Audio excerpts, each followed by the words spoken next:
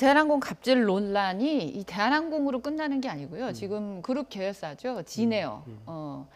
여기로도 지금 이어가고 있어요. 진에어 역시 조현민 전 대한항공 전무가 부사장으로 있는 저비용 항공사죠.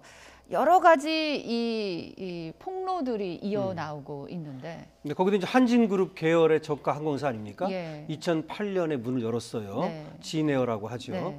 여기에서도 이제 마찬가지로 저번에는 대한항공 갑질 불법 비리 제보방이 있었는데 이번에 2일 날 네. 진에어 갑질 불법 비리방이 또 이제 개설이 됐어요. 온라인으로. 네. 네. 그랬는데 4일 현재 벌써 뭐 상당히 500명 이상 이렇게 모였다고 그래요. 네. 그래서 여기에서도 대한항공처럼 진에어의 부당한 경영 네. 그리고 갑질에 대한 어떤 폭로가 네. 계속해서 이어지고 있는 것이죠. 네. 여기에 나오는 것들이 이제 여러 가지가 있는데요. 네. 그 중에서 이제 뭐 유니폼 문제라든지 예. 그다음에 또 쇼트라 그래가지고 어떤 판매 금액이 부족할 때 그거 충당하는 문제라든지 네. 또 뭐 지금 청소 문제 이런 네. 것들이 나오고 있습니다. 그렇습니다. 여러 가지 문제들이 지금 나오고 있는데 이렇게 직원들의 제보가 잇따르니까 회사 측이 좀 발빠르게 이렇게 수습하려는 그런 모습들이 보이거든요. 저희가 제보를 조금 구체적으로 좀 살펴보면요.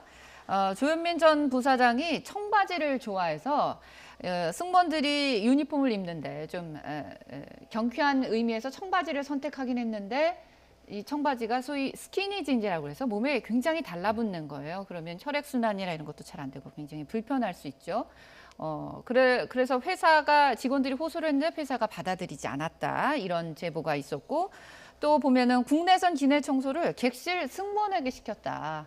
또 아까도 우리 강 변호사님 말씀하셨지만 기내에서 이제 물건을 팔고 나서 판매금이 부족하면 승무원이 직접 손님에게 뭐 연락을 해서 차액을 받아내도록 했다. 이렇게 제보가 잇따르니까 회사 측이 수습에 나섰습니다. 사실 이제 이 조현민 씨가 전공이 커뮤니케이션이에요. 네. 그래서 이제 뭐 보도에 의하면 몇 년 전에 뭐 대학에서 리더십 강의를 하면서 리더십에서 가장 핵심적인 것이 소통이다. 네. 이렇게 얘기했는데 그것이 이제 본인이 알고 있는 전공과 이 현실이 제대로 맞지 않은 것이고요. 네. 이 진에어에서 그 조현민 씨가 부사장으로 있는 것은 전문 경영인을 한국 국적을 가진 사람을 내세우고 본인은 네. 이제 뒤에서 모든 걸 다 이렇게 실세로서 작용을 한 것 같은데 네. 그래서 아까 말씀하셨던 실제 기내 면세품 뭐 판매금이 부족하면 직접 연결하게 되면 그분들이 어떤 피해를 입었냐면 전화번호가 노출되니까 네. 성희롱이라든가 스토킹 같은 어떤 피해를 입었었고요. 네. 그래서 지금 이제 학습 효과가 있어가지고 진에어도 아까 말씀하셨지만 그쪽 계열 회사인데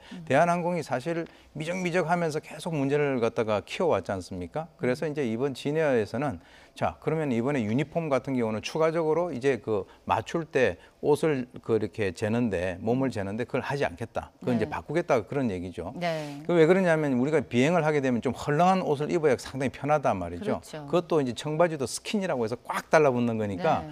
상당히 이제 고통이 있었던 것 같고요. 그리고 이제 승무원들에게 청소 업무를 시킨다라고 하는 것은 그분들이 충분히 휴식을 해야만 다음 비행에 대비를 하니까 이것은 이제 승객들의 안전과 직결되는 그런 문제다라고 네. 하는 것이고요. 그리고 이제 면세품 같은 경우도 직접 전화 통화를 하지 않도록 하겠다라고 했는데 이것들이 이런 일이 발생되고 난 뒤에 있는 것이 아니라 그 이전에 커뮤니케이션 즉 소통의 차원에서 그 직원들이 뭔가 건의를 했을 때 그것이 받아들여졌으면 훨씬 네. 좋았지 않았겠는가 이런 생각이 듭니다. 지금 네. 저 부분이 저는 문제라고 생각하는데요. 네. 결국 이번에도 사실은 유니폼을 이제 10년이 돼가지고 대한항공이 10주년이랍니다. 네. 그래서 유니폼을 바꾸는데 네. 유니폼 TF까지 만들었다고 그래요. 그럼 만들었으면 직원들의 어떤 불편함이라든가 직원들의 어떤 충분한 의견을 들어야 되는데 네. 한 번 하고 말았답니다. 형식적으로. 네. 그러니까 직원들의 어떤 의견을 반영하지 않는 거예요, 경영에. 예. 그리고 예. 소통이 안 되고 이런 것들을 이제 문제 삼는 거거든요. 네. 이런 것들은 미리미리 좀 반영이 됐더라면